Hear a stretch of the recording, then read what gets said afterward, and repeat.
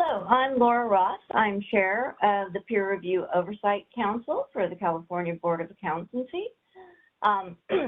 Welcome to our August 11th, 2023 Peer Review Oversight Committee. The California Board of Accountancy has provided the opportunity for the public to participate via the WebEx platform. When we take public comments, we will begin by taking public comment from those individuals attending the meeting at the CBA headquarters. I will then ask the moderator to open up the lines for public comment. You will be allotted up to 5 minutes for public comment. We now need to establish a quorum for the meeting, and I'll turn it over to Mr. Parsons to establish the quorum. Nick Peterson. Present. Laura Ross. Present. Sharon Selleck.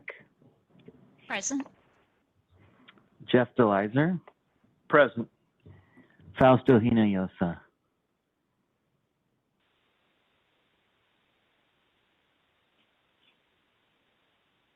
I didn't get that, Fausto.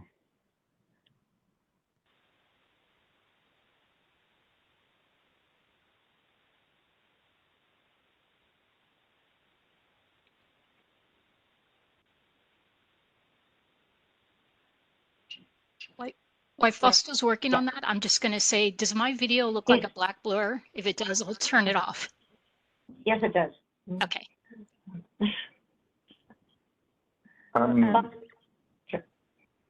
I'm here, present. There. Okay. Okay, with that, we have a quorum. Thank you. I'll now read the mission statement. The CBA's mission is to protect consumers by ensuring only qualified licensees practice public accountancy in accordance with the established professional standards. This mission is derived from the statutory requirement that protection of the public shall be the highest priority for the California Board of Accountancy in exercising its licensing, regulatory, and disciplinary functions.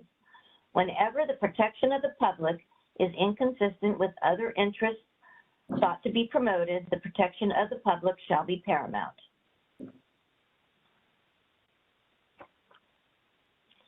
Okay, so we'll now begin the agenda. Our first agenda item is for public comments for items not on the agenda. So, is there any members of the public present in Sacramento? There are not. Okay.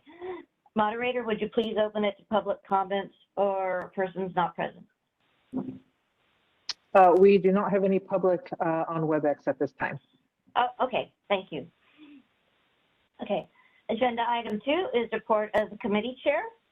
So I would first like to ask for approval of the August 11th, 2023 Peer Review Oversight Committee meeting minutes. This is on page 2 of the PDF of the that was sent out earlier. May I have a motion? I'll make the motion that we approve those. Was that Mr. Peterson? I had my head turned. I can second that. Yes. Thank you. Are there any questions or comments from our members? I have to interrupt for a second. I'm recording the meeting and then I have double audio from for some reason I have double audio.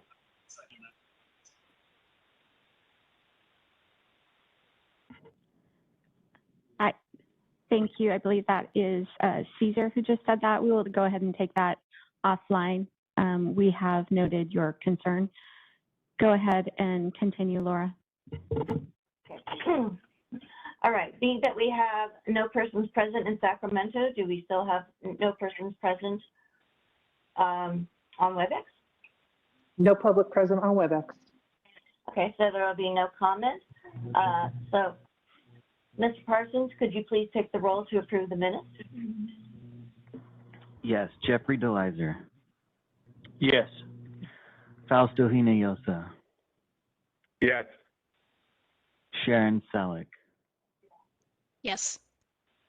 Laura Ross, Yes. and Nick Peterson. Yes. The motion carries. Thank you.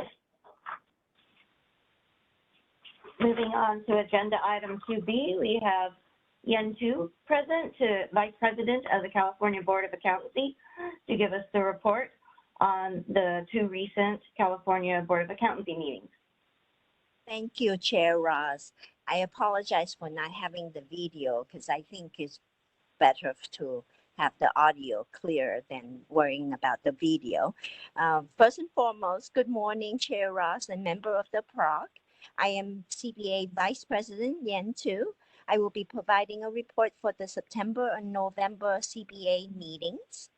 For the September meeting, 21st to the 22nd of 2023, starting first with our September meeting, the CBA met in the campus, on the campus of Cal Poly Pomona. It was the first time in 4 years the meeting was held outside the CBA office.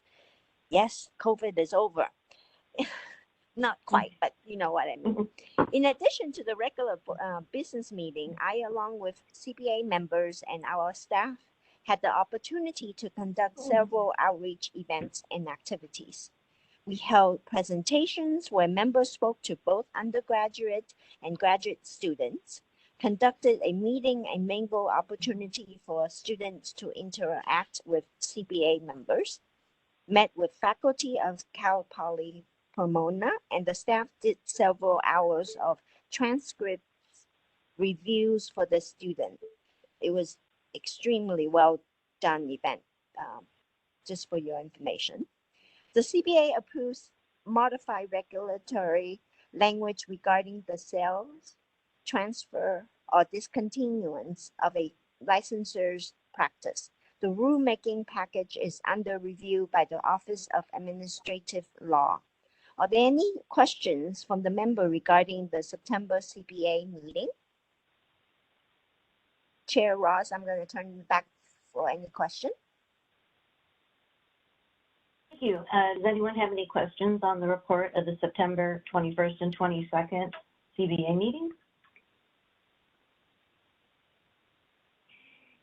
No questions. I will comment. I was there, and it was also very nice to see the CBA down in a college campus setting and intermingling with other people and having, other people getting the chance to attend the meeting.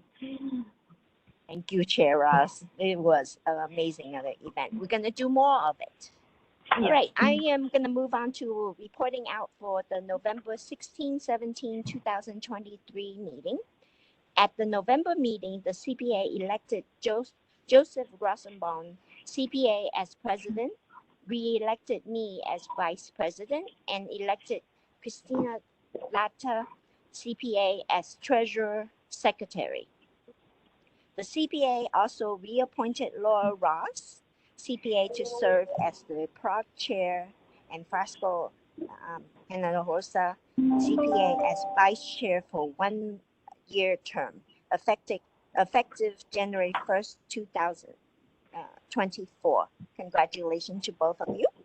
Alfonso Alexander, president of NASPA, Center for Public Trust, or CPI, provided an update on CPI activities, which included student CPT chapters and programming, the Historically Black Colleges and University Initiative, and the Student Certification Program through NASPA's Ethical Leadership Certification. The CPA also approved a regulatory language to eliminate the pre-licensure requirement of the professional ethic examination or PAth exam for CPAs and replace it with a requirement that new licensors complete a board-approved regulatory review course at their first CPA license renewal. As a result of the significant health, economic, education, and travel disruption resulting in CPA exam candidate hardships, coupled with any impact associated with the launch of a new CPA exam on January 1st, 2024, the CPA adopted a credit relief initiative, which will extend CPA exam credits that expire between January 30, 2020 and December 31st, 2023 to June 2025. Staff provided information on a possible pathway for CPA firm owners who are licensed with general accounting experiences to gain the experience necessary to convert their license to one with the authority to sign, report on attested engagements. This topic will be discussed again in the future once additional information has been gathered. Also, the CPA approved a comment letter to NASPA supporting the proposed revision to the Uniform Accountancy Act's model rules that relate to peer review, with a suggestion to modify the language to make it more evergreen. The suggestions to modify the language to make it more evergreen would reduce the need to change state regulations if future information becomes available via the secure website. That ends my report for November. If anybody have any questions regarding November CPA meeting, the CPA will hold its next meeting in person at the CPA office in January 25th to 26th, 2024 is our next meeting. Chair Ross, I will get it back to you for any further questions. Thank you, Vice Chair Yentu. We appreciate the update on the meetings and the information that you brought to us. Do any of the members have any comments or questions for Vice Chair too?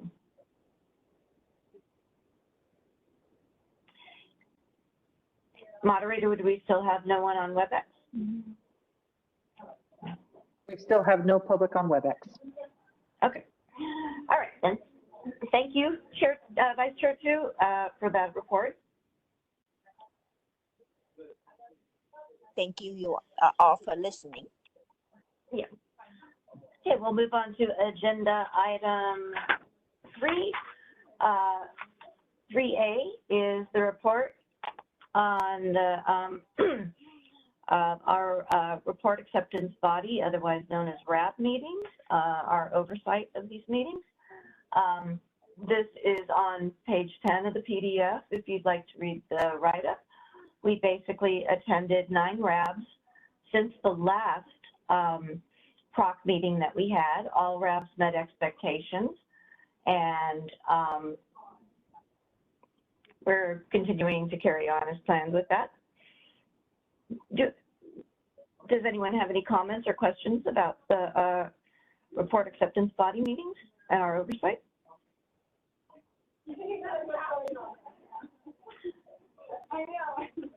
Seeing none, we'll move on to agenda item 3B, which is the report and discussion on the peer review oversight committee oversight of out-of-state administering entities. This period, which was the Oklahoma Society of Certified Public Accountants and the Oregon Certified Public Accountants.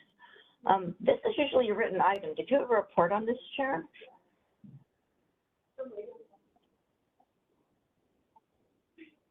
Hello.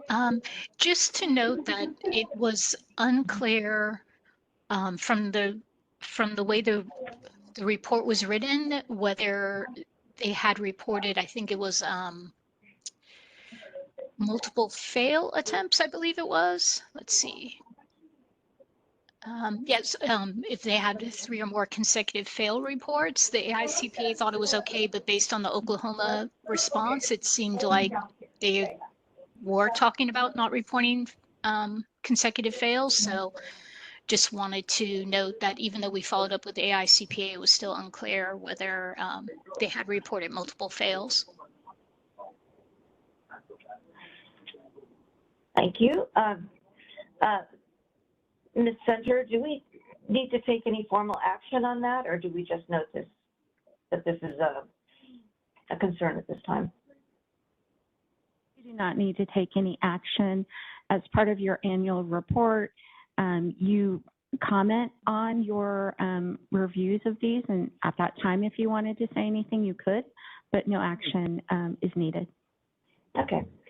Do any of the members have any comments on the out-of-state administering entities oversight?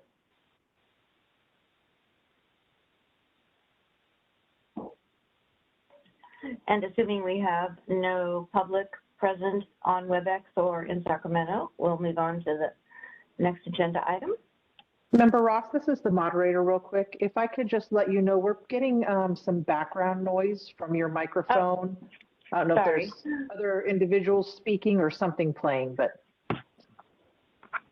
No, I'm in a room by myself. Is it still happening? I don't hear it now. Okay, there were some people walking outside the office I was in. Maybe that was it. Okay. Okay. Okay, I'll try to mute myself when I'm not talking.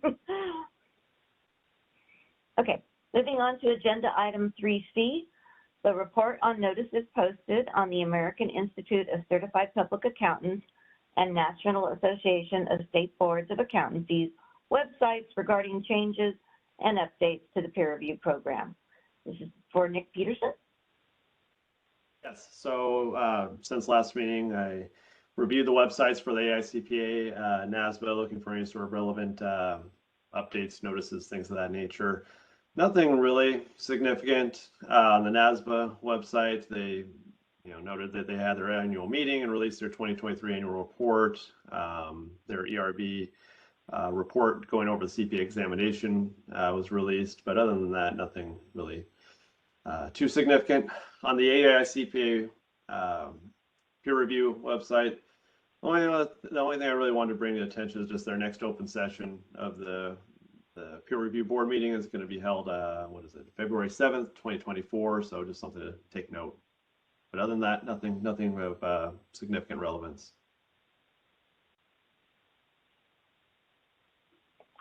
Thank you, Member Peterson. Would any members like to make comments on the report?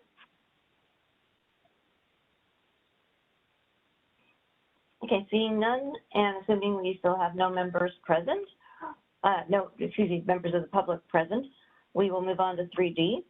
The report on the November 27th, 2023 and December 1st, 2023 Peer Review Oversight Committee's virtual administrative site visit to the California Society of Certified Public Accountants. Ms. Selleck will present this. Thank you. So this ASV was remote.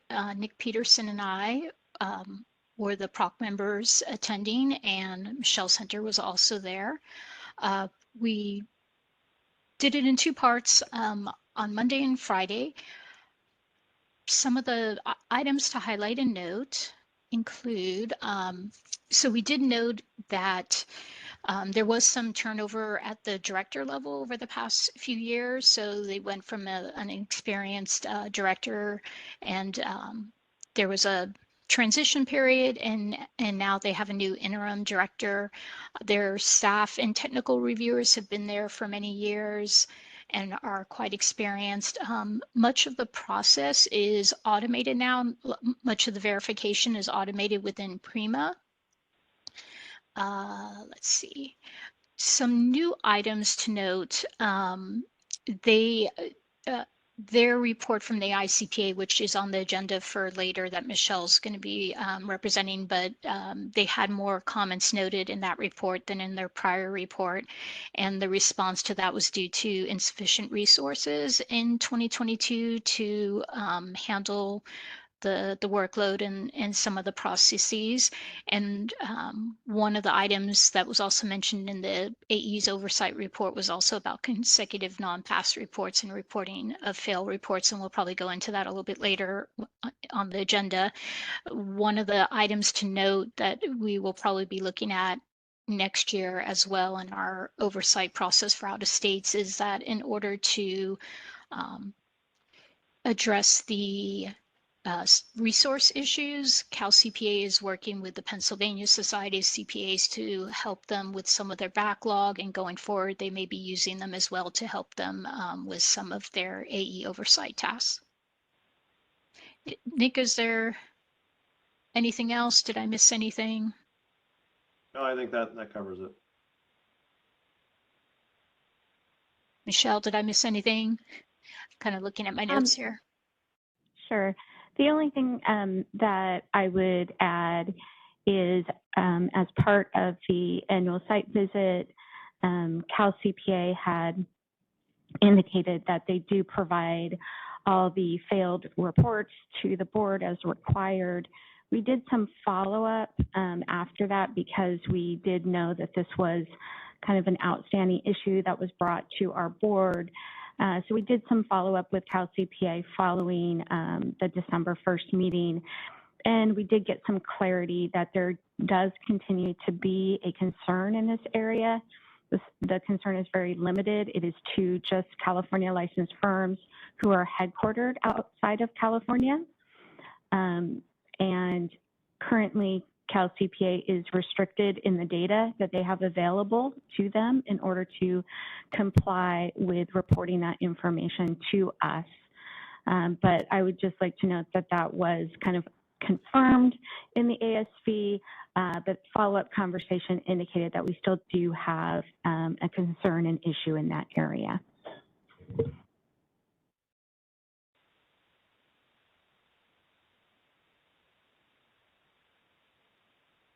Thank you, members Sullivan and Peterson and our licensing chief center.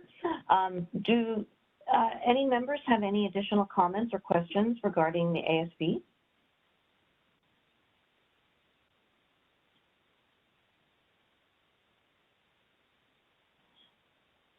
Okay, hearing none, and that we have no members of the public present, we'll move on to agenda item 4B, the report on the American Institute of Certified Public Accountants Annual Oversight Report.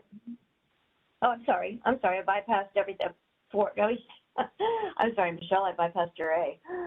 We're going to hear the report, agenda item 4, report of the licensing chief, Michelle Center. Oh, I am so sorry. I actually passed over the last item in agenda item 3, which was the assignment of future peer review oversight committee oversight roles, responsibilities, and activities. I believe we don't have a lot to assign today, unless we're starting to assign reps for next year. Mr. Parsons, did we have a list for next year? We do not as of yet. We just have the 3 ending 2023, and then we do have the CBA meeting on the 2024 activity assignments. Right, and then we have the 2 out-of-state oversight entities to assign.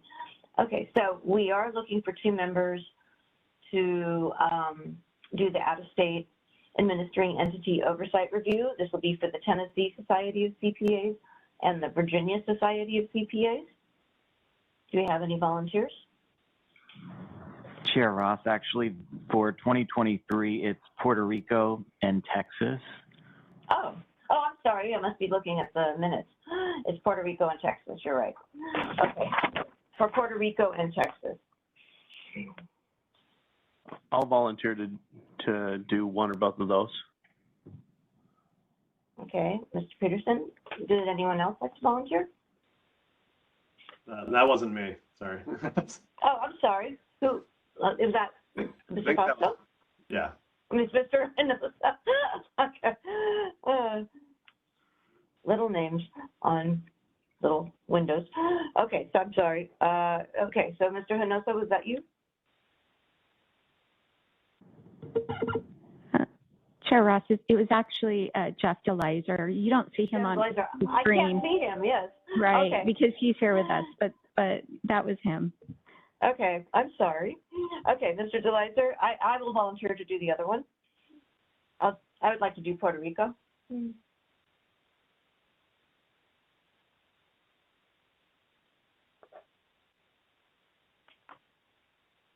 And then, Mr. Parsons, I thought we had finished assigning for the year, so do we need to assign the additional reps for the year, or is it appropriate to wait till next year? There for any is additional one reps? remaining on the 19th if someone chooses to do that. Otherwise, we will get an updated list in time from Cal CPA. We do have to assign the website reviews, however, which is just above the out-of-state oversight. And then the January board meeting, CBA board meeting. Those are the only two, essentially. Okay, I'll be attending the January CBA board meeting.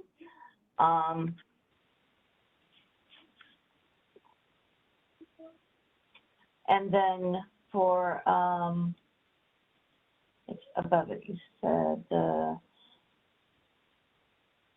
peer review related updates for February 2024 PROC meeting. Okay, so would anyone like to volunteer to do the peer review related updates?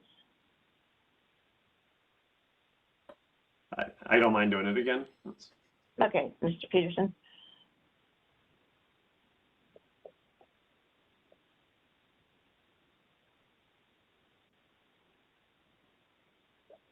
Would anyone like to volunteer for the December 19th RAB? 9 a.m. and 2 p.m.? Do we need to do those to get coverage? I mean, if someone wants to do one, I'm sure, but. I believe we have enough coverage right now, but it's available. We could do an additional one if anyone wishes to. The threshold is generally 30. There's 28 that have been attended to this point, so it'd put us at still under the 30 mark. So if someone's willing to volunteer, Okay. that's fine. If not, we're still below that 30 mark. Okay, let me check my calendar real quick. It's December 19th.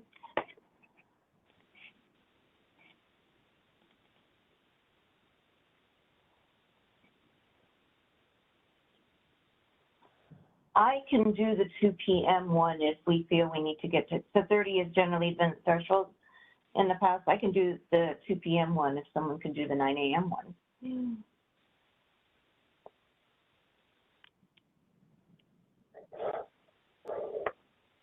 Anyone? 9 a.m. on December 19th?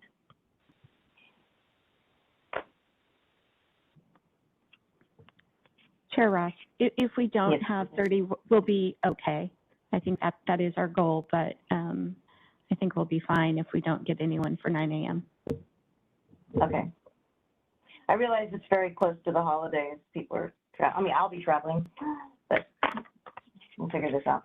Okay, then let's move on to the next agenda item 4, which is now, sorry, Michelle, the report of the licensing chief. Michelle, thank you. Yeah, and thank you. And I'm just going to do a check real fast. There are still no members of the public here. I do want to do one check to make sure there are still no members of the public online. Is that correct? That is correct. Okay, thank you. So I will go ahead and start with 4A. The purpose of this agenda item is to discuss the AICPA Oversight Task Force report on its November 2022 and January 2023 oversight visits to the Cal CPA. The report and correspondence from Cal CPA and AICPA related to the report is attached to the item for your reference. The AICPA conducted its oversight in accordance with the AICPA Peer Review Program Oversight Handbook.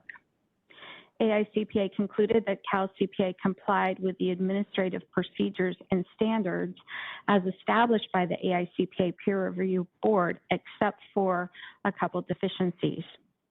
The first deficiency related to CBA staff attending the 2021 administrative site visit.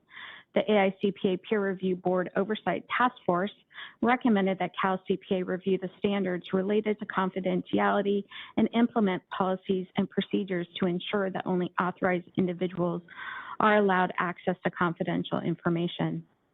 PROC should note that the CBA strongly asserts that staff are authorized to access confidential peer review information and have publicly addressed disagreement with AICPA standards related to confidentiality at CBA meetings and through written and verbal communication with the AICPA. The CBA, CalCPA, and AICPA are actively engaged in conversations regarding future staff participation in the administrative site visit. On to the second deficiency. That indicated a significant number of open reviews did not appear to be actively monitored. The AICPA Peer Review Board Oversight Task Force recommended that CalCPA develop policies and procedures to actively monitor open reviews, including those with overdue corrective actions or implementation plans, so that reviews are completed timely. CalCPA is now reporting to the AICPA every 60 days related to the status of monitoring and completing open reviews, including reviews with open corrective actions and implementation plans. The 60-day monitoring visit is set to continue until AICPA determines that monitoring and completion of open reviews has improved. I will say that this was also data that we looked at during our ASV, and so if there are questions from members on this, Mr. Peterson, Ms. Selleck, or I can also comment on data that was shared with us regarding this finding during ASV. Additionally, the AICPA also recommended the following in regards to CalCPA's peer review program. 1, the CPA on staff should ensure that the RAB member composition includes members with current experience and must select engagements as applicable. 2, technical reviewers should exercise greater care in performing technical reviews to identify issues before the report acceptance process, and the report acceptance body should exercise care to ensure all critical matters are identified and discussed. 3, administering entity staff and the peer review committee should review the guidance for evaluating the results of corrective actions and require additional actions when firms do not demonstrate improvement. 4, the peer review committee report acceptance body should review the guidance on their responsibilities when a firm does not cooperate or comply with the requirements of the program to determine if the firm should be referred for potential termination due to non-cooperation. Additionally, administrative entity staff should include all consecutive non-pass peer review reports for each form on the assessment. That concludes my presentation on that particular report. I'll go ahead and turn it back over to Chair Ross. Thank you. Ms. Center, do any members have any comments or questions regarding the American Institute of Certified Public Accountants Peer Review Board Acceptance Letter of the Oversight Task Force?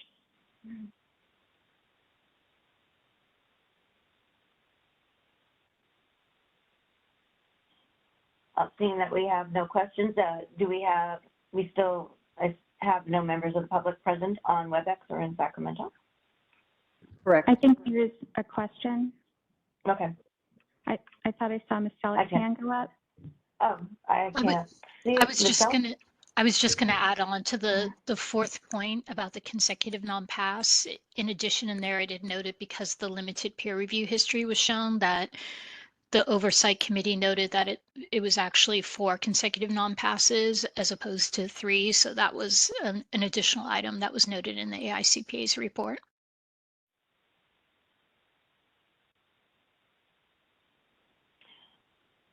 And Chair Ross, if you don't mind, I also want to add one comment, which is during item 4, I will be discussing various reports. The last of the reports that I will be discussing is our draft annual report, which also includes reference to all of the reports that we are discussing in these individual items up until that point.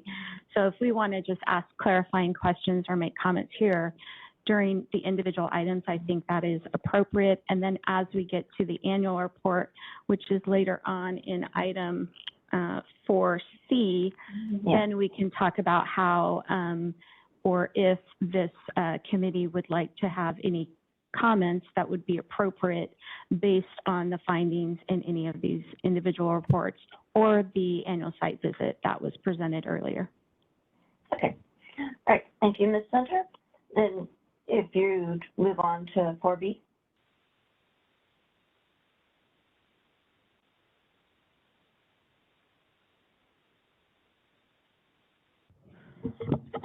And just for clarification, Mr. Simitian is a member of the public, and he has been promoted to be a panelist so that we can ask him questions.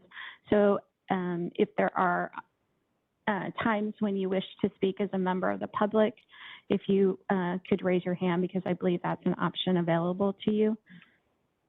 So before I go on to the next item, just want to clarify if Mr. Simitian has a comment as a member of the public.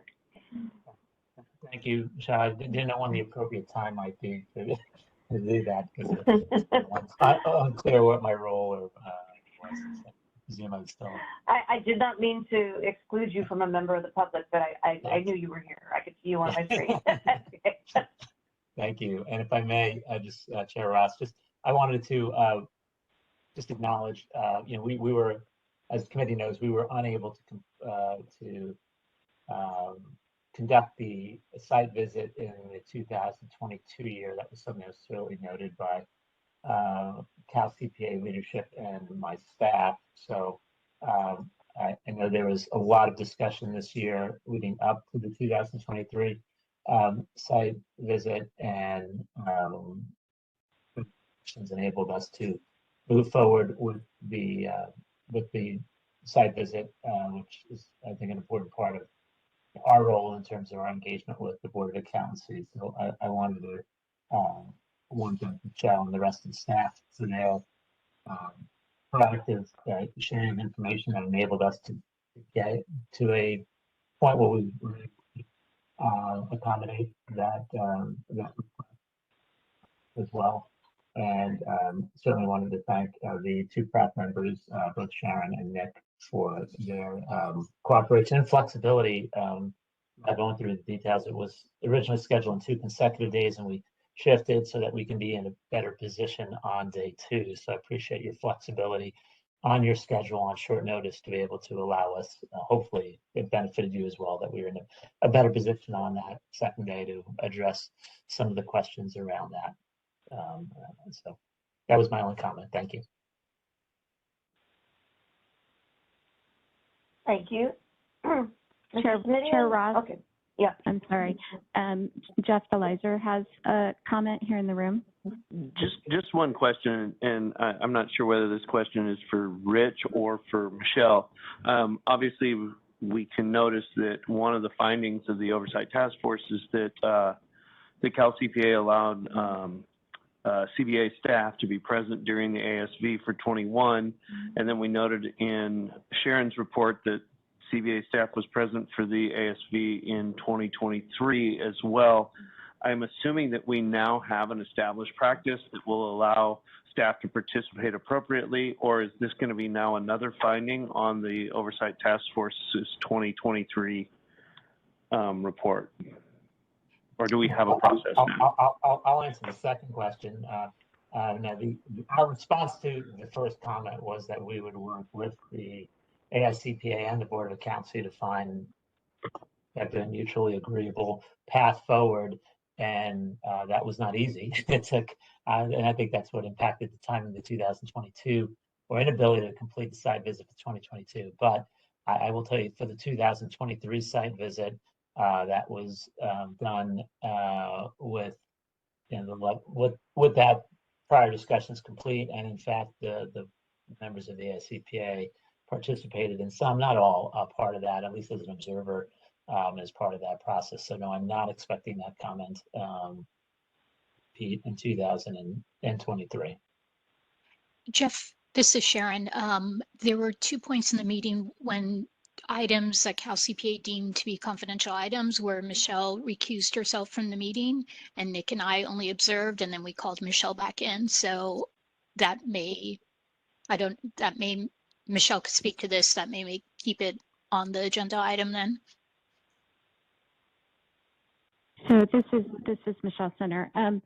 I think that I agree with Mr. Smithy, and I would not expect there would be a finding for the last ASV that we did, because we came up with a process whereby we got permission from firms and reviewers to share that information with staff.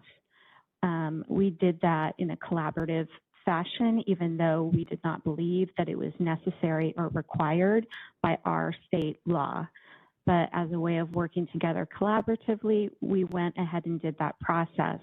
I think it was a cumbersome process, and I don't know that this is what we want to do going forward, but we did find a way to make it work for this year.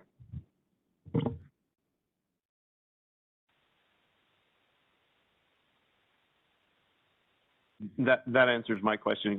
Go ahead, and we can move forward. Thank you. Okay. No, that was a good question. I mean, that was, I was also wondering the same thing. That's a good answer for the current question. Okay. So, Ms. Center, if you'd like to move on to agenda item 4B. I will go ahead and move on. I don't see Mr. Smitty with his hand up as a member of the public.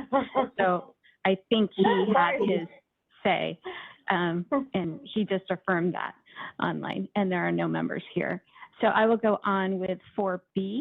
The purpose of this agenda item is to discuss the report on the American Institute of Certified Public Accountants Peer Review Program Annual Report of Oversight, issued April 17, 2023. The report is attached for your reference.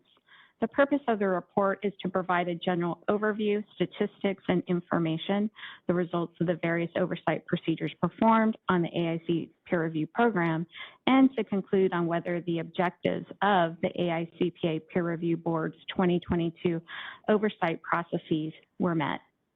The statistical information presented in the report pertains to peer reviews that commenced and were accepted during the calendar years 2020 through 2022, which covers a full 3-year peer review cycle.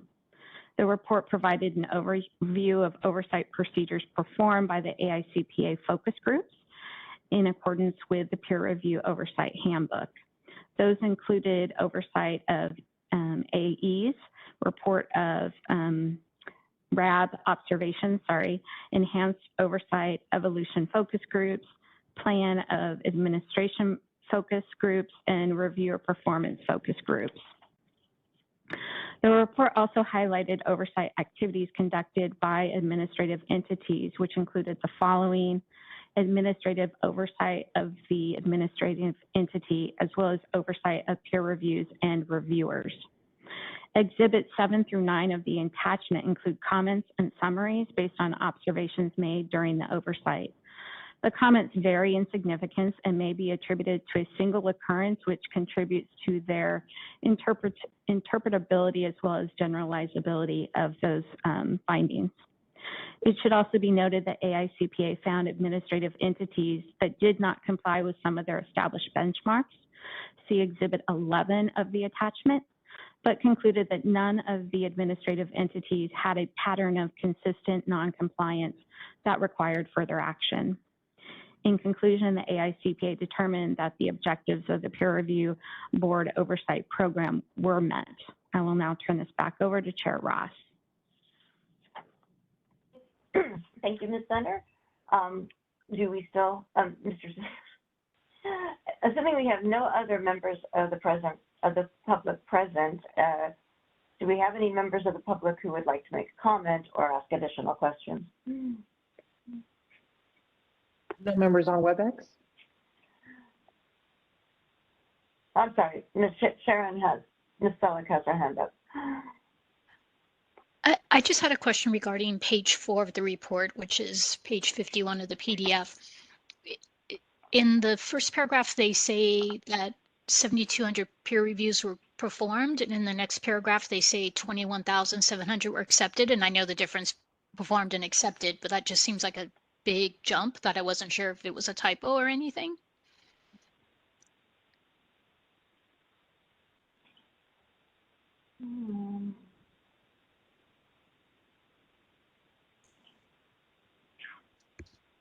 $20. Unless it was 7,000 peer reviews each year, maybe? That would be why then there would have been 21,000 accepted. I just wasn't, I wanted to make That sure makes there wasn't a sense. typo there. It's just not clear. There are approximately 7,000 annually, 21,000. I don't think we are in a position to find out right this second, at this moment, if it's a typo, but does that make sense to everyone that it was 7,000? They mentioned in the above paragraph, it's about 7,200 peer reviews a year. So, Sure. yeah. Chair Ross, I think the first one, the 7,200, that is an annual number, I believe. It says reviews were done annually, and then the 21 is total over those years. Total. So that makes sense that it's about 3 times that number approximately. So, and they did say approximately. So, do you still feel that it's a concern we need to bring to them, Ms. Selk? No, that's clear, just. Okay. Thank you. All right. And would any other members like to make comments on the AICPA annual oversight report?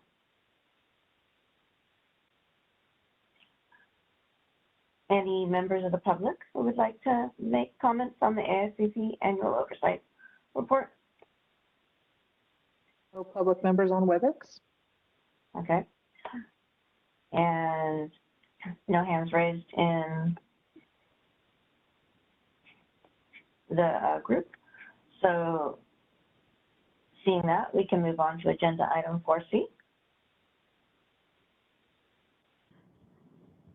Thank you, Chair Ross. The purpose of this agenda item is to discuss the PROC's 2023 annual report. This report, the prior year's report is attached for your reference if that's helpful. CBA staff asked that the PROC review the draft annual report and provide feedback and edits. The annual report will be brought back to the PROC in February, where we hope to get final approval for this. And then it will be provided to the board. So this is, the annual report is really the PROC's opportunity to communicate to the board annually about what it is seeing in its monitoring oversight activities.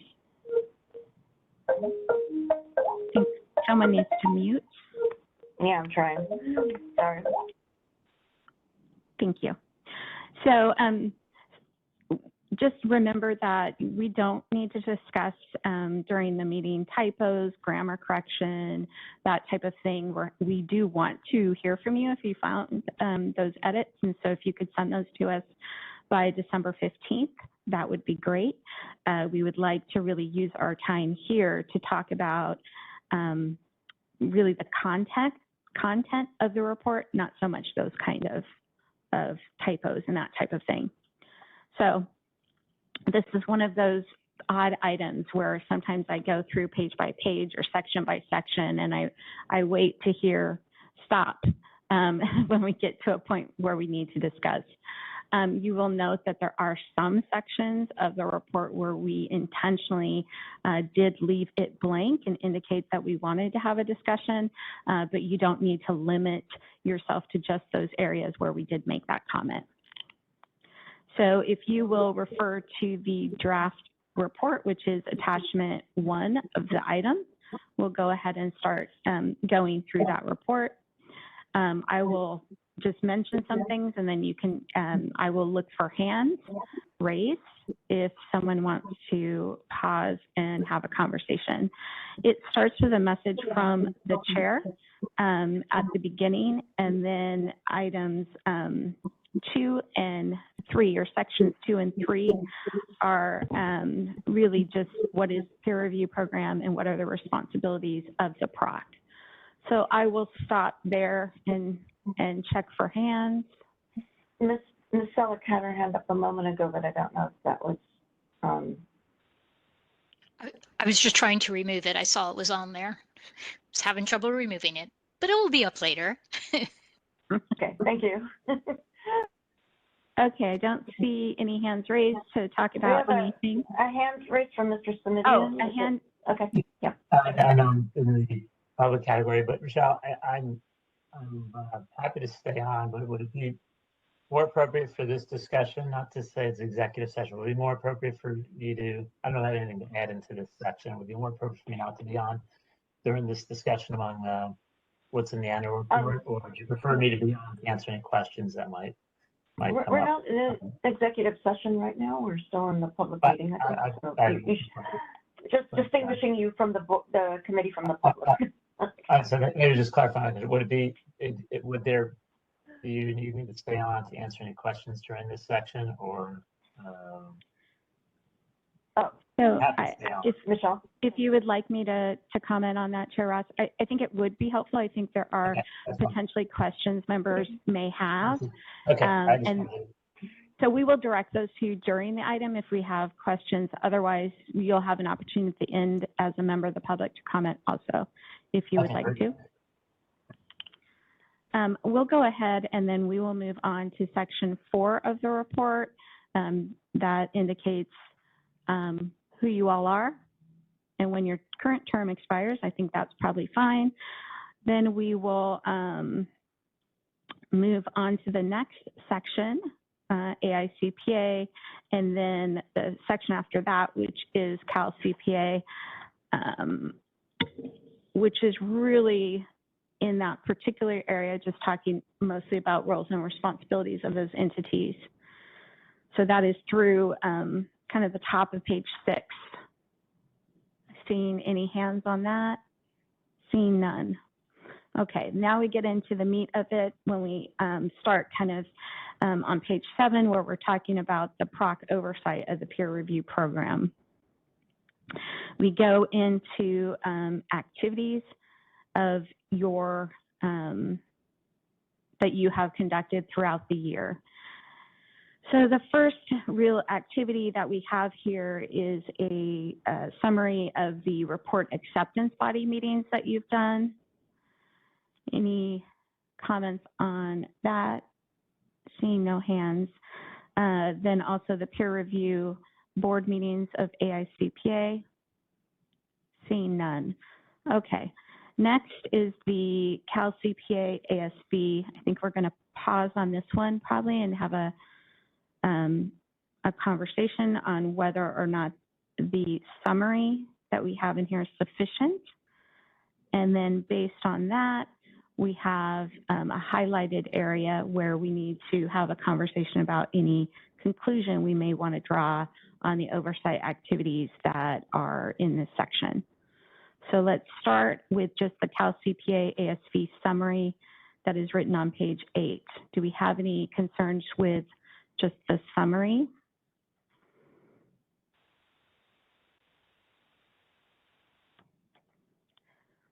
I see a hand from Ms. Selleck. And I don't know if it's in the summary or the conclusion, but given that the prior oversight report was relatively a clean report and the most recent one from the AICPA had a little more items, do others in the group want to have like it met requirements except for maybe some follow-up items that relate to new staffing resources and use of Pennsylvania and monitoring that in 2024? Wanted to see if people thought we should do it like an except for, perhaps.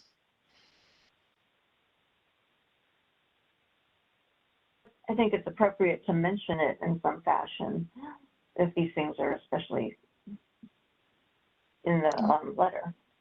New or different compared to past reports. Yeah. So if I could have a friendly suggestion for you all.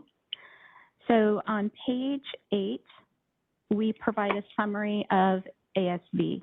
You might want to include in there any things that we observed that you thought you had concerns with. Then we have a conclusion. You might want to consider how any of those concerns impacted or resulted in whatever conclusion you draw.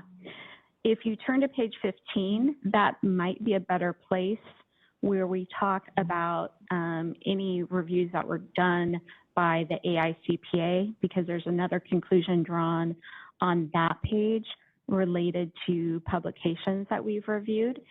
And that would be following kind of a summary of that AICPA review.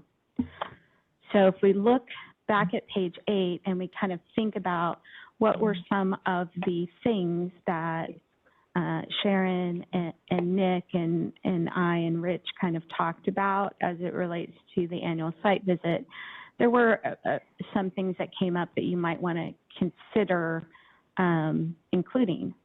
That was, for example, as Ms. Selleck mentioned, the use of the Pennsylvania Institute of CPAs. As was indicated during our annual site visit, Cal CPA is getting assistance from them. We might want to you might want to consider adding that piece of information as something that we observed or received information on.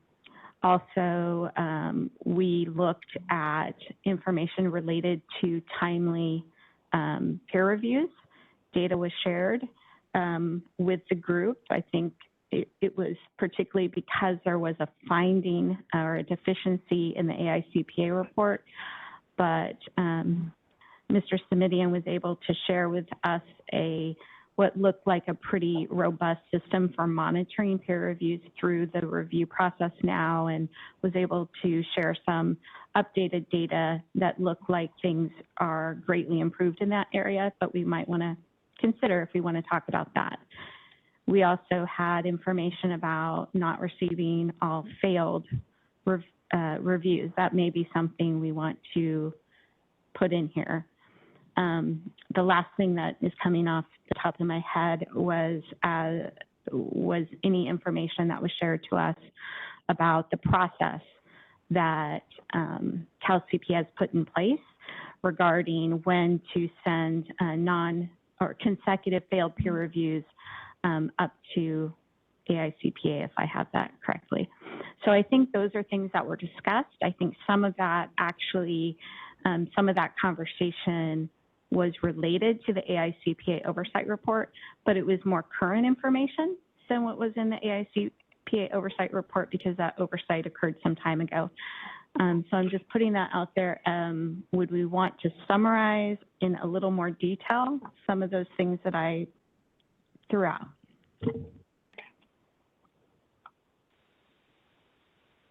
Yeah, I mean, it sounds like each one will also have, it basically contains the remedy that's taking place for each one of these. So I would like to see it laid out that way, that, I mean, I guess that these were noted and that we have this action taking place.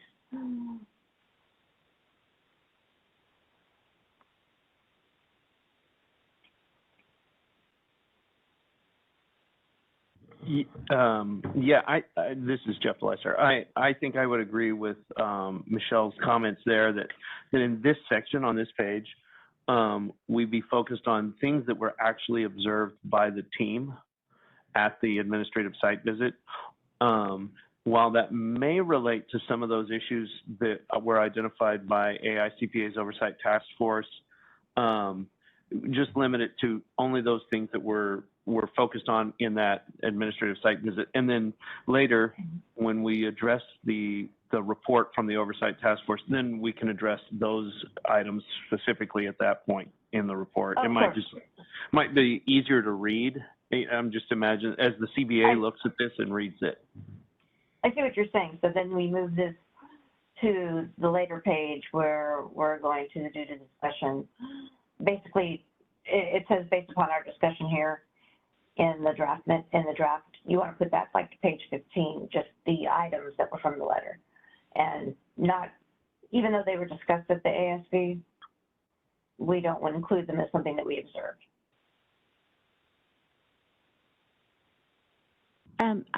This is Michelle. Let me give you what I think I heard. So in terms of an example, I know it's hard because not everyone was at the administrative site visit.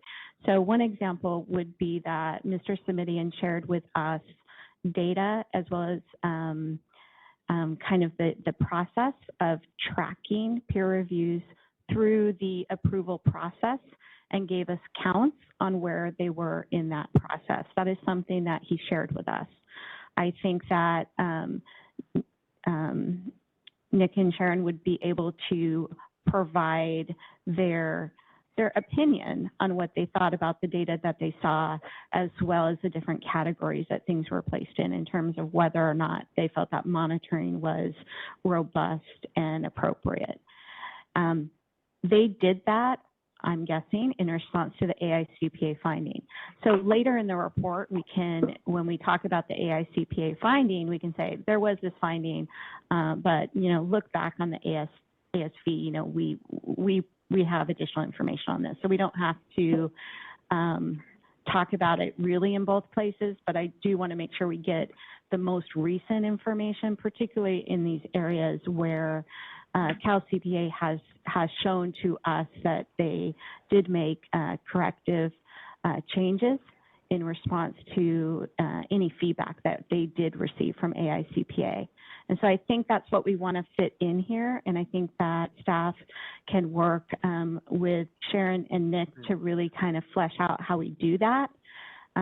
What I do think we want to spend some time on is the conclusion and how we want to conclude on this particular area. Of the things that I mentioned earlier, Pennsylvania, we might, for example, have a recommendation related to that later on, but I don't think that really, I don't know that that's going to impact your conclusion.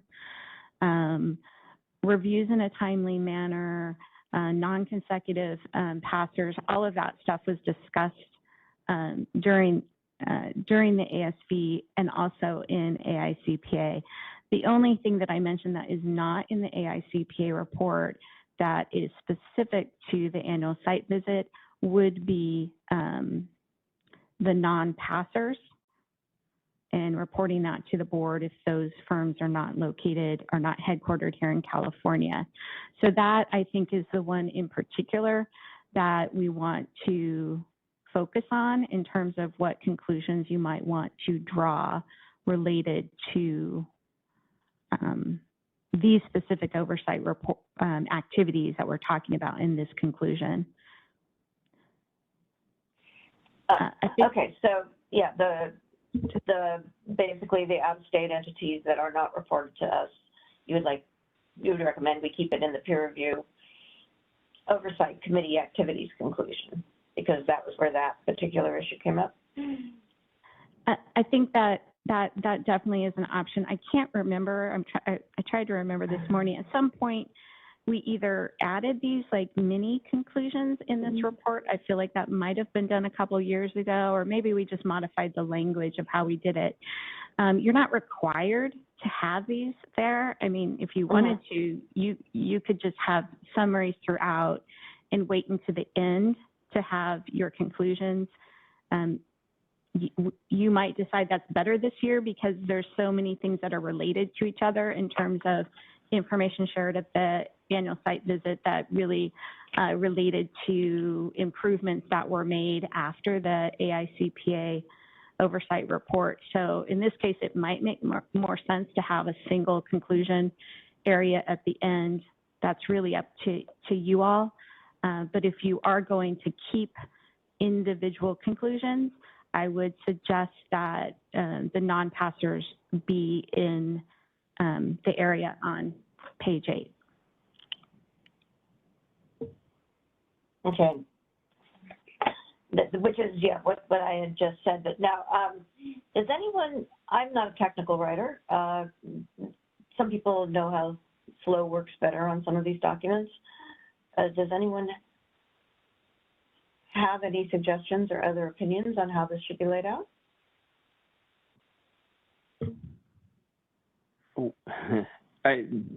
We have run into this before. The little conclusions versus the one overarching conclusion at the end, and over the years, there's been a lot of different opinions on whether or not which one is a good idea or not.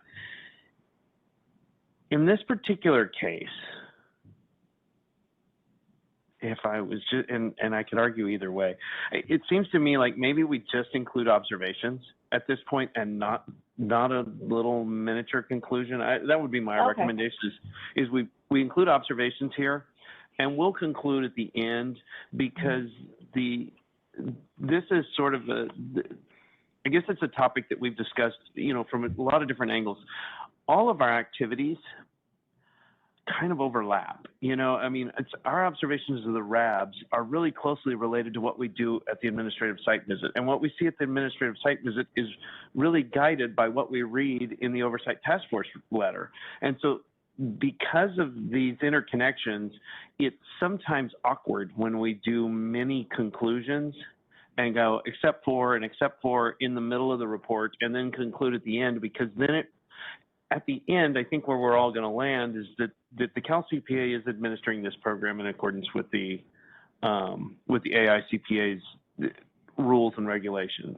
It has things that there are corrective actions that need to be done, but when we have these many conclusions, we're probably going to, when you reread that, it's going to sound like we're contradicting ourselves in a couple of different places. So it might be better to hold off a conclusion till the end and just report observations at this point. I don't know if staff, you have a lot more information than because I wasn't at the administrative site visit, but you have a lot more information. And I think with Sharon and Nick's input, staff could kind of go, here's our observations from that. And then we'll go and say, we read this letter and during our site visit, we addressed the concerns in the letter, and here's our observations from that, and then we'll hold our conclusion to the end of the report. This might be a good year for that format. Chair Ross, it looks like Sharon has their hand up. Yes, Ms. Selk? To echo and tag on to what Jeff just said, I think as we've said in the past, we get a lot out of the RAB meetings. I think that's where we really observe a lot of how things are done, the quality of the technical reviewers and the quality of the RAB members, coupled with so much of the process in the old days, like when I did an ASV, I don't know, 5-6 years ago, Prima had just started, but a lot was still manual. So much more is automated now in Prima. So steps that we used to do in the site visit, it's more automated in Prima versus seeing a manual step that's done. So I think that makes sense about keeping it short here.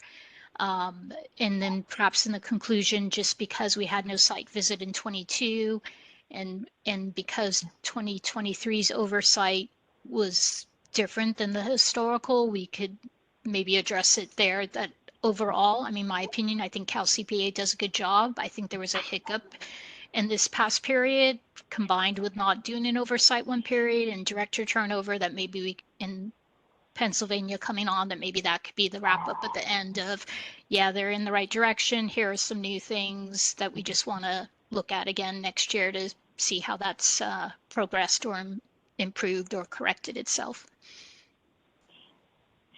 I agree with the single area for the conclusion and basically the mini observations in the interim sections. Okay, I will go ahead and then continue on Okay. summarizing the output. I'm gonna work with our ASB team to kind of expand on the narrative there, and I'm gonna take out the mini, which is MINI conclusions in the report. So continuing on pages 8 and 9.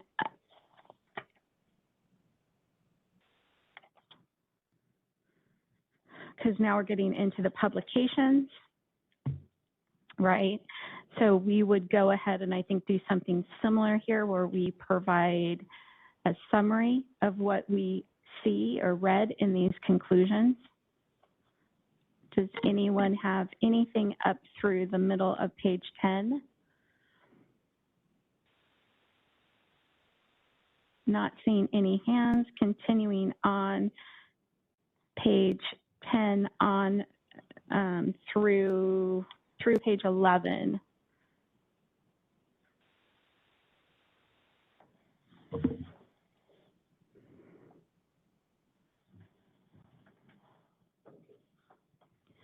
Okay, seeing none, I think these are really just factual things that we pulled out of the reports.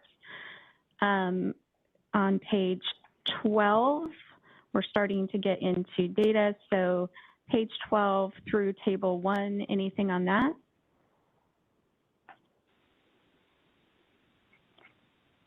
Seeing none. On page 13, 13 through, let's go through 15. Anything we need to discuss there?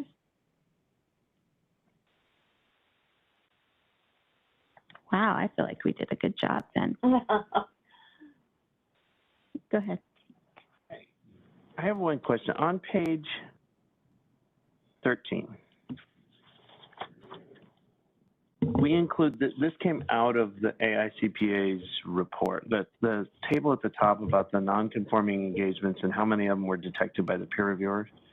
I don't think I understood the AICPA. The AICPA had two of these tables that looked similar, and one of them showed that peer reviewers were doing a really good job and they were catching like 75% of it. And then this one shows that peer reviewers are not doing that as great a job, and they're only catching like half of them, or a little better than half. Did you understand the two? Do you know what I'm talking about? If you go back in our meeting materials. Jeff, I think one was, I think, must selects, because I noted the same thing. Just scrolling back to it. So the table in the report, I believe, were the risk-based samples as opposed to random-based samples. That's what it is. So on page 10 of the AICPA report, which I think is the one in our report, that's their risk-based sample. And then the one that looked good was the random sample. And I kind of had a comment there that that appears to indicate that the peer reviewers are missing things on the riskier jobs, which obviously is a concern. Yeah, and so that's exactly, now I see what you're saying, Sharon, because they conclude in their report on page 11 of their report, which is page 58 of the PDF of, they conclude that the enhanced oversight results indicate improvement in peer reviewer performance with reviewer, but the table at the bottom of the page prior does not indicate improvement. It looks like, hey, they were pretty good in 19, but it's gotten worse since then. But so which one do we want to include? If we include the first one, it may, or I think that's probably more. Or else maybe note that yeah, I think that one is appropriate because it's the risk-based one, where I'm assuming they're looking at must selects or just higher risk engagements. Okay. Unless we want to note in a footer that the table was the risk-based sample and the percentages were better on the random sample. Yeah, and maybe we don't want to. Maybe we don't want to get into that. Two tables, it might get confusing. Two tables. But I think that our report ought to include the risk-based one. I think that was probably better, and then we can leave it at that. It's data for the user of our report.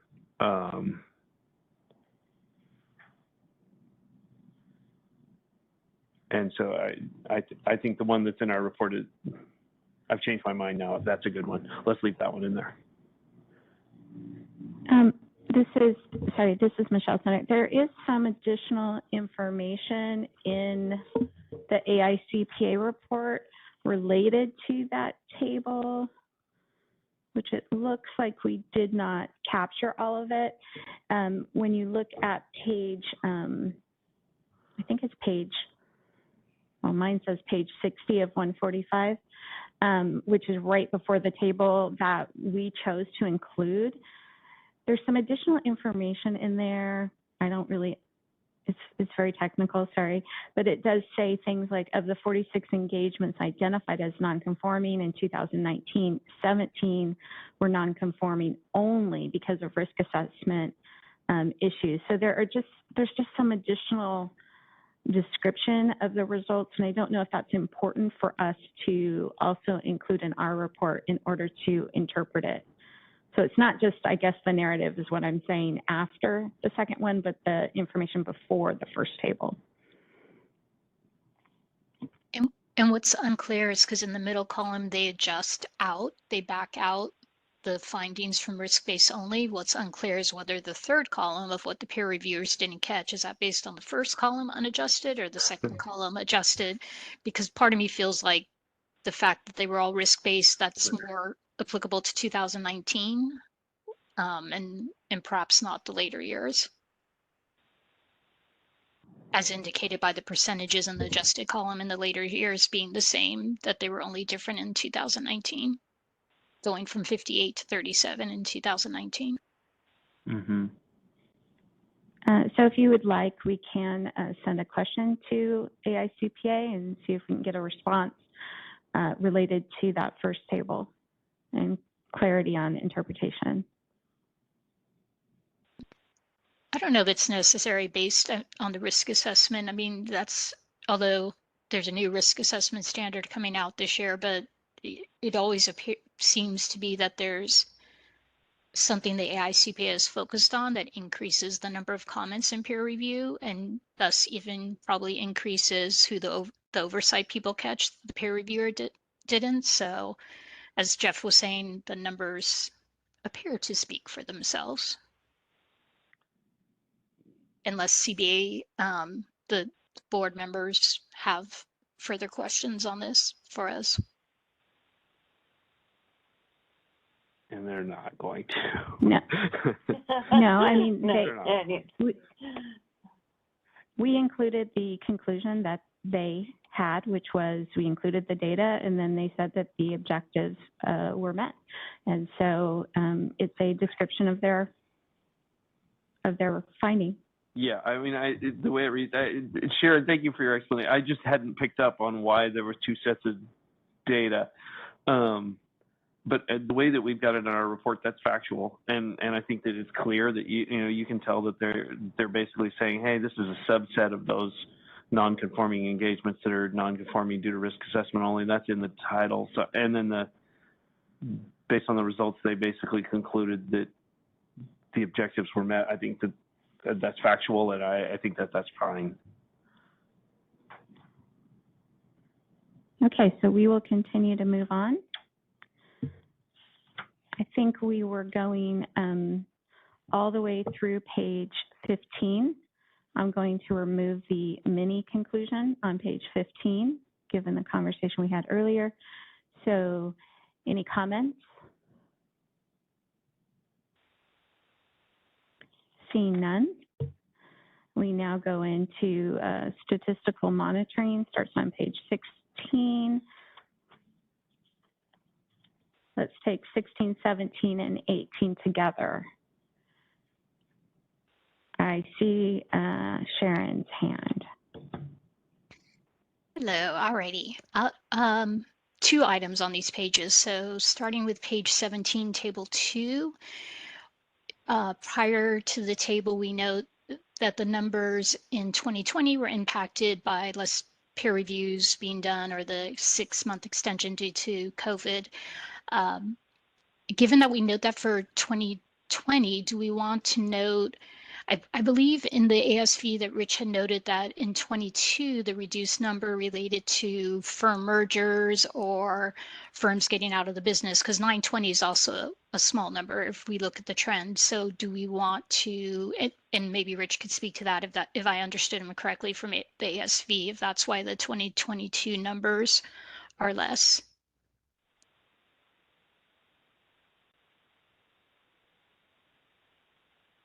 Yes, I think that if that question directed at me, that is what we discussed, that the decline in 2022 was much more a result of consolidation and firms no longer requiring a peer review because they're no longer performing A&A services that would require it, that require the peer review.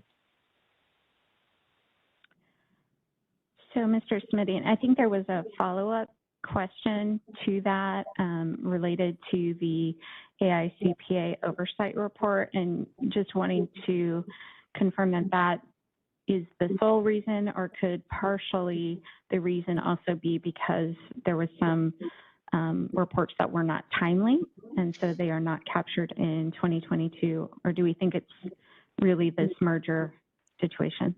Or do we have stats on that too, of how many are behind, to see how much that makes up of the drop compared to prior years? For the 2022 year, that would, I just want to make sure, let me just look at the data set here real quickly before I answer my response. The issues with regard to some of the backlog issues wasn't necessarily with regard to accepted reports. Reports were being accepted. The issues that gave rise to that AICPA comment had to do with other factors, other items that would have been still required but wouldn't have impacted the acceptance. So to answer your, not getting into too much of the detail here, to answer your question, that decline that you see from 21 to 22 was attributable to the macroeconomic issues with regard to the number of firms, retirements, and their firms exiting, than necessarily a backlog issue.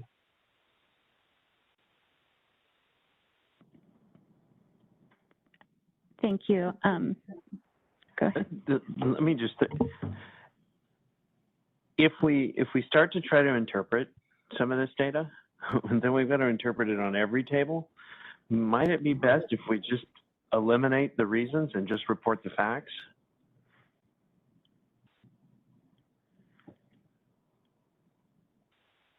I agree with that. I mean, because then it may beg the question, why was 2019 so much higher than 2021, or something like that? And rather than get into that, just go, these are the number of accepted reports, and just report the data. I mean, I think we included that about COVID-19 either in last year's or the prior years is why that sentence is still in there, but we could just kind of leave it as just data. Otherwise, it begs the question of, why did you try to explain the trend here, but you didn't explain the trend when we get to the next table further down the line? Because there are some of these where it's really difficult to identify all the different factors that affect the trend. That being said, if that's the reason that 2022 is down, there's nothing wrong with reporting that number either. It just... Or Jeff, to your point about keeping it simple, obviously if a CBA board member has a question, that commentary could be provided to them without it being in the report. Correct, because they may have a question. They may have a question about any number of these years, or why are certain months higher than the others, and we'll just take those questions as something that for a future agenda item we'll have staff dig into that, and then we'll provide them all of the factors that might have affected a particular trend or change in a statistic.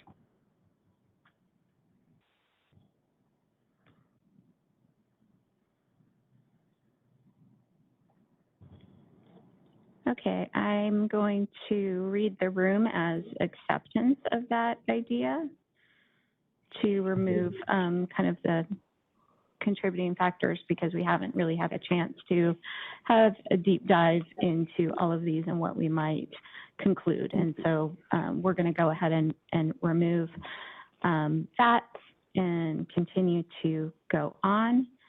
I think Ms. Selleck had another comment, because you had two. I think we only got to one. Thank you. On the next page, table 4, let's see. And again, I don't know how much commentary, but when I compare so these are California trends. When I compare the California trends to the national trends that were in the AICPA oversight report on page 61 that we covered earlier, while the engagement reviews are aligned percentage-wise roughly, for system reviews, California percentages of pass with deficiency is much higher than the national average, which corresponds with their pass rate being lower. So I didn't know if we wanted to highlight that. And at one point I was thinking, well, maybe we're talking apples and oranges of California versus national firm trends. But if you look at all 3 years, 20, 21, and 22, that same imbalance exists. So unless Cal CPA has thoughts on the difference, the imbalance between national averages, if there's a meaning behind it, I thought it might be helpful to highlight that to the board, or to note that difference between the national average.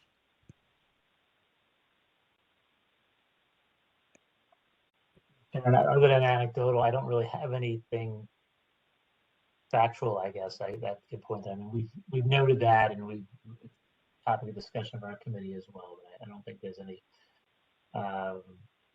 other than some speculative type things. I don't know if we can offer any insight with regard to that.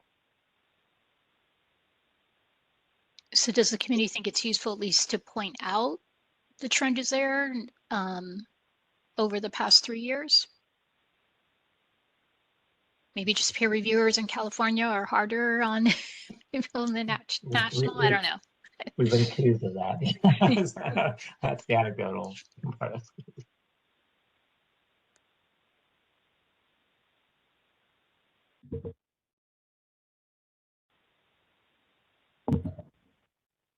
One of the points that we make on that, and it would, to the extent that, we do have proportionally, we do have a larger number of engagement reviews and system reviews than other administrative entities. It means we have a larger group of our population that is the type of work that they're performing, I would say exclusively, but tends to indicate we have obviously a larger number of and that could be at least one of the factors contributing to the higher percentages that you're seeing.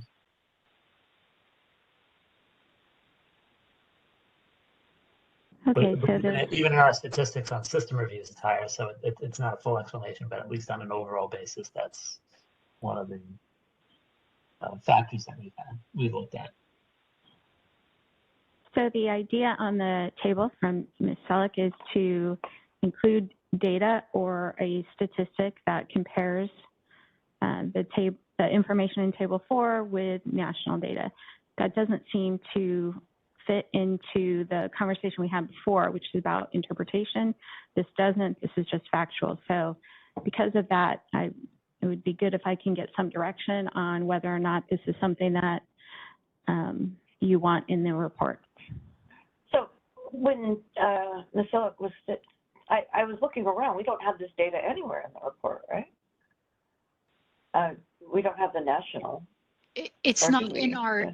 It's not in our annual report. It was in the previous agenda item in the AICPA oversight report, and just in that report. So like for system reviews nationally, they average like 80 to 85% of pass, and California is averaging, is showing 66 and 78%. And then with pass with deficiencies, national percentage wise is 10 to 13%, and California is 19 to 26%. So that's kind of seems like a big difference. Again, just reporting facts. Do you see, okay, so what would be gained with the additional information in the report? What would that be leading people to draw conclusions on, in what area? If there's a concern over the performance of California firms, perhaps, or for protection of, or if we're too hard on them, yeah. I mean, yeah.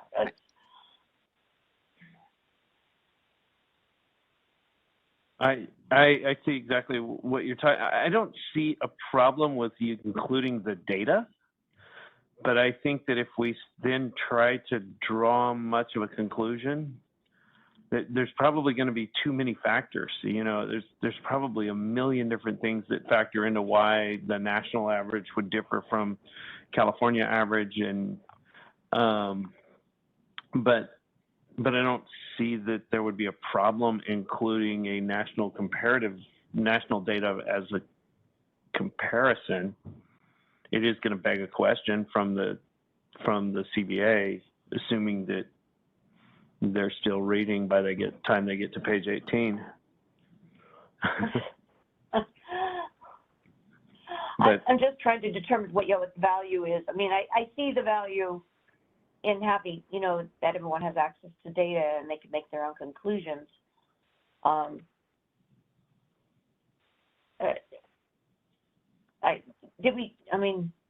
Was this included before? We did not include this before, right? we have not. Right, it's a California-specific report. I mean, if I'm reading the room correctly, I would say there's not an overwhelming response to add the national information here. If that's an okay conclusion, we'll go ahead and move on. I mean, yeah, I value Sharon's opinion. She's so intuitive about these things. I'm just not sure if it brings any additional value to the report, unless we start to see an extreme. I mean, yeah, our numbers are higher, but it's not extreme.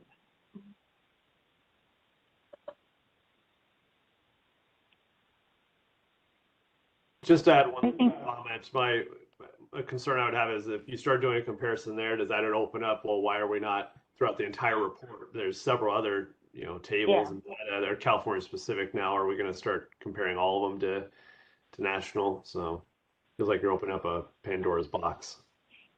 That's a good point. Yeah, and I think Ms. Selleck is just kind of commenting. I don't know that these are all recommendations for her. We're just having a conversation. So I think that we're fine with what it is, considering the comments. Yeah, we haven't been asked for additional data from the board yet, so I think that we're probably okay keeping it out. Yeah. Okay. So we'll go ahead and skip page 19 because that's just the same thing. Now we're on page 20. Seeing no hands. Pages 21 and 22. Okay.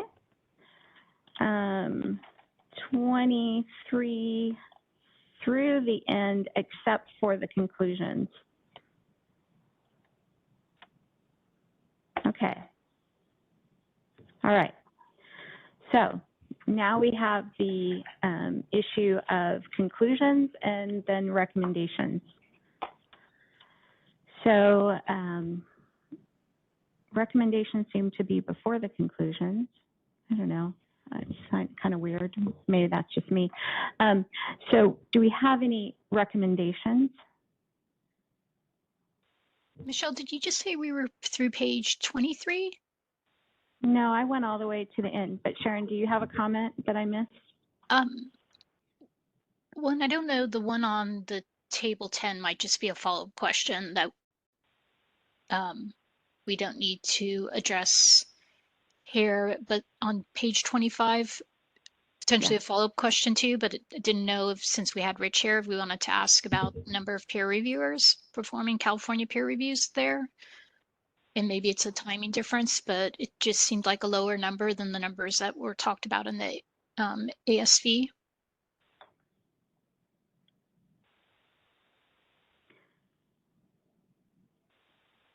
So yeah, I think what we want to do is, I don't know if Rich can provide it for us right now because it's a point in time number, but we want to get confirmation on the number of reviewers at this specific point in time, which I think was the end of June.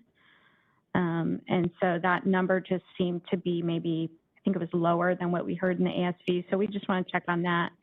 The other question I think that Sharon's referring to, which I have sent to Mr. Simonian that we can go ahead and get information on, is whether or not the brokers, do I have this right, Sharon, are part of Must Selects. And so I have already sent that off to him. And if they are no longer, we'll go ahead and add a footnote to that table. Perfect, thank you.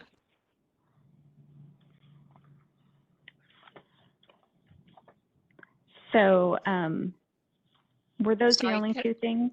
Sorry. I think there was a table missing some years of data, which we also need to check into. That would be table 12. Yeah, we're not sure. I'm not sure what's going on there. If it was just an error with the table headings, possibly. So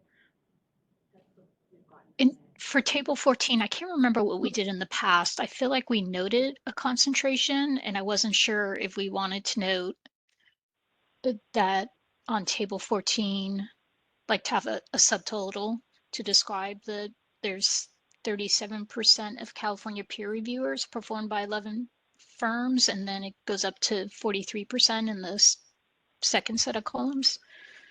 I can't remember if we had done that in the past of calling out the concentration, or again, if we just left the table with no commentary.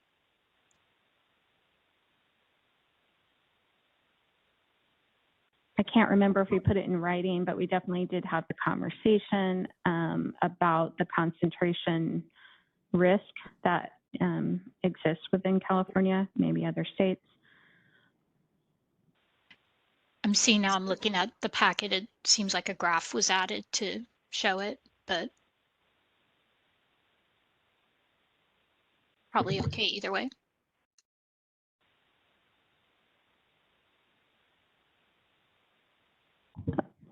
I have a potential idea for that I'll go ahead and add to this table and present it back next time we meet. That would help provide the information that you're seeking. Okay. All right, now we're on to recommendations. So given all of the oversight activities that we have talked about today, do we have any recommendations that we want to put in here? I believe that there might be some that came out of the annual site visit. So I don't know if we want to start with Nick or Sharon.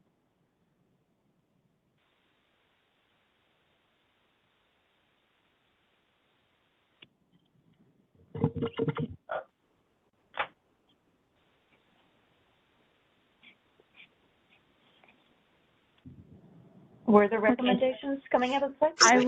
I will. Sorry, help I was with taking notes. That's why the delay. Oh, I okay. was still typing notes. Okay. And I think I mentioned it before, and again, unless someone disagrees, and I know we've added Pennsylvania to our list to for out-of-state monitoring, given the use of Pennsylvania this past year and going forward. And I don't know does it make sense, because Cal CPA has always had a clean report and this report is different. Does it make sense to note that, there was a transition period from their longtime director to Rick as interim director, that, highlighting and, explaining about the insufficient resources that were documented in Cal CPA's response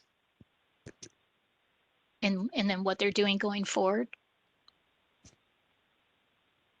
which might be the Pennsylvania comment, as well as I believe Rich may be going from interim to non-interim, but still part-time. Nick, thoughts or?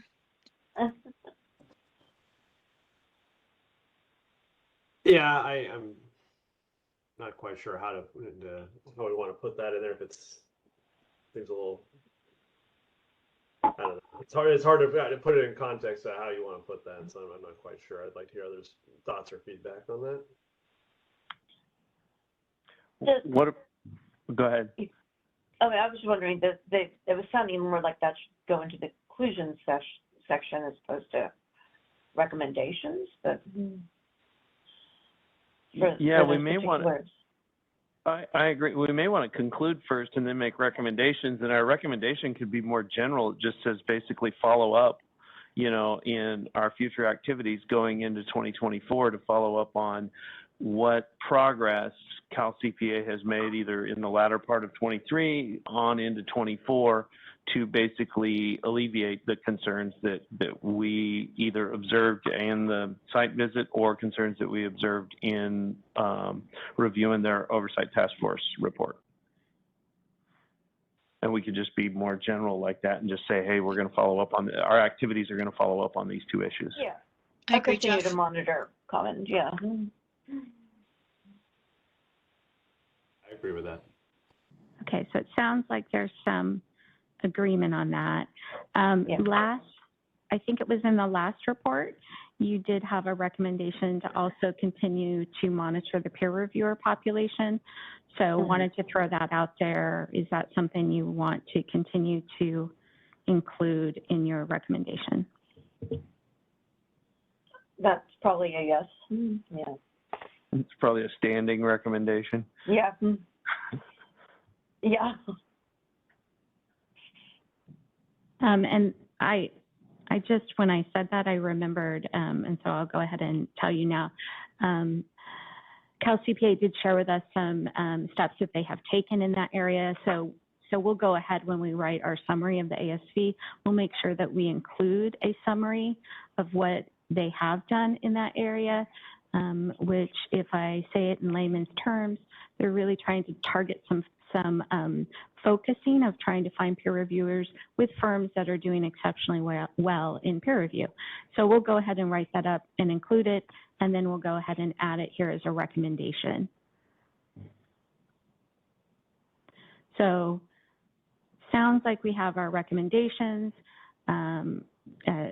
Earlier, Jeff put out a possible conclusion that we conclude that they met the requirements was, I think, what Jeff threw out there. So to kind of jumpstart our conclusion conversation, I'm going to throw that back out and see what comments we have on that.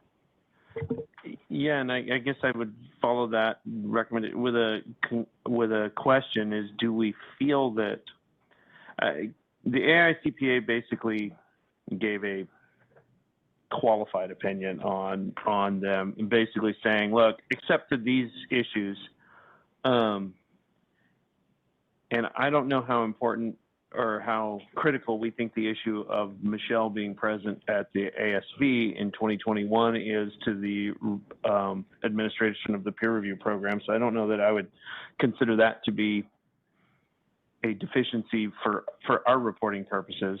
The other one regarding timeliness and those kinds of things could be, and so maybe what did Sharon and Nick think from the ASV, what their thought? Obviously, I didn't observe any timeliness issues in RAB meetings, but I don't know that I would. You know, I don't know that we get timing related information when we observe those RABs.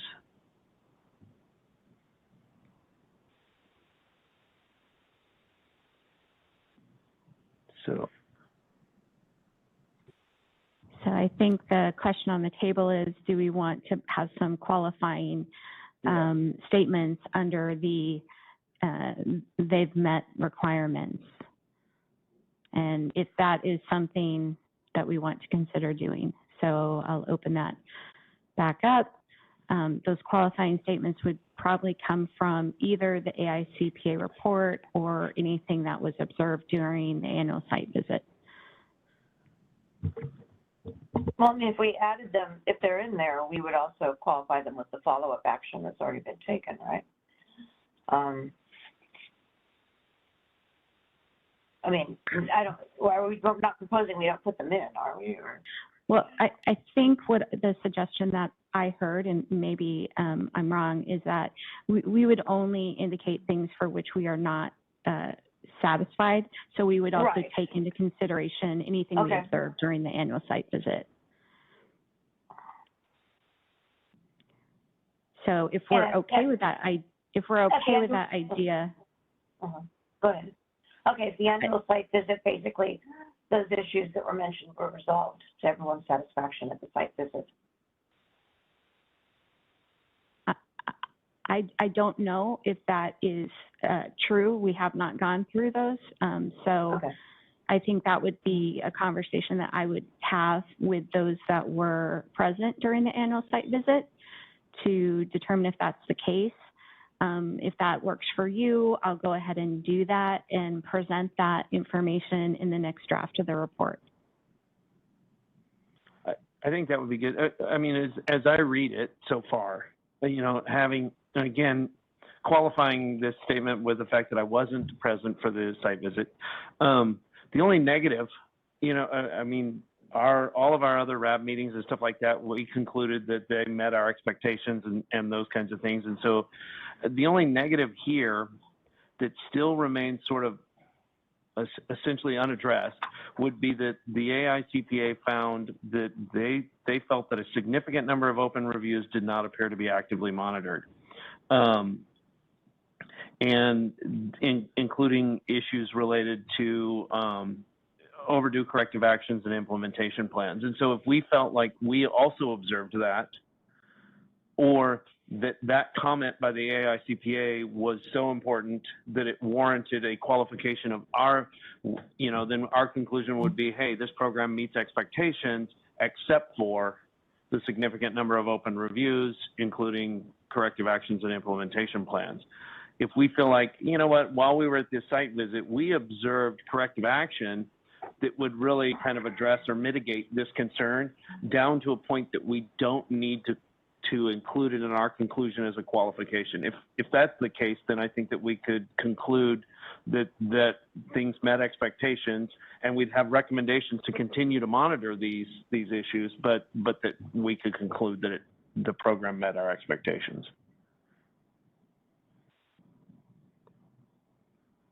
So maybe we just turn it over to staff to kind of draft, and then we'll come back as a group. And we have one more meeting before this goes to CBA, right? So, okay. So I'm prepared to do that if that works for you, Chair Ross. Yeah, that works for me. So that would conclude my presentation. I'll turn it back over to you to see if there are any other member comments or comments from the public. Okay. Do we have any member comments on the agenda items that have been discussed regarding the draft 2023 peer review oversight committee annual report?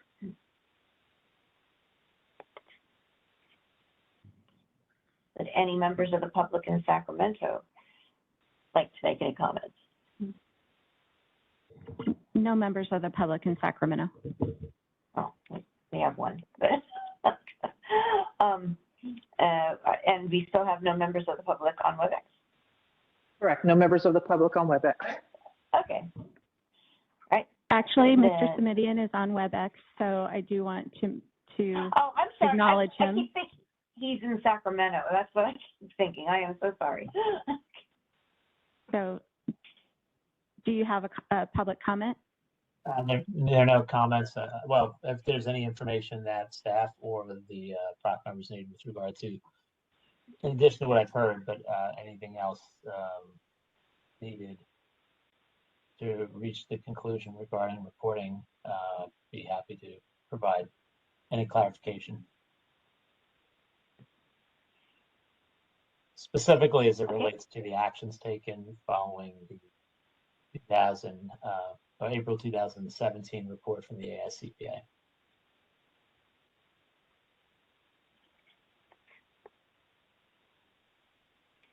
Okay. Thank you for that comment. So if there are no additional comments, we'll move on to closing business. Item A on section agenda item 5 is agenda items for future peer review oversight committee meetings. Does anyone have anything to add to the agenda?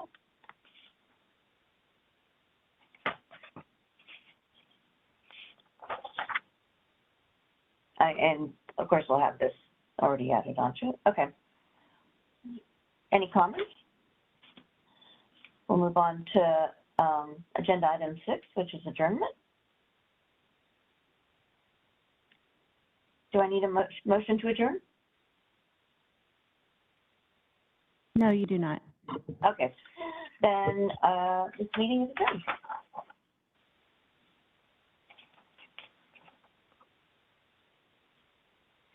Thank you, everyone, for attending. Thank you. Have a good day, everyone.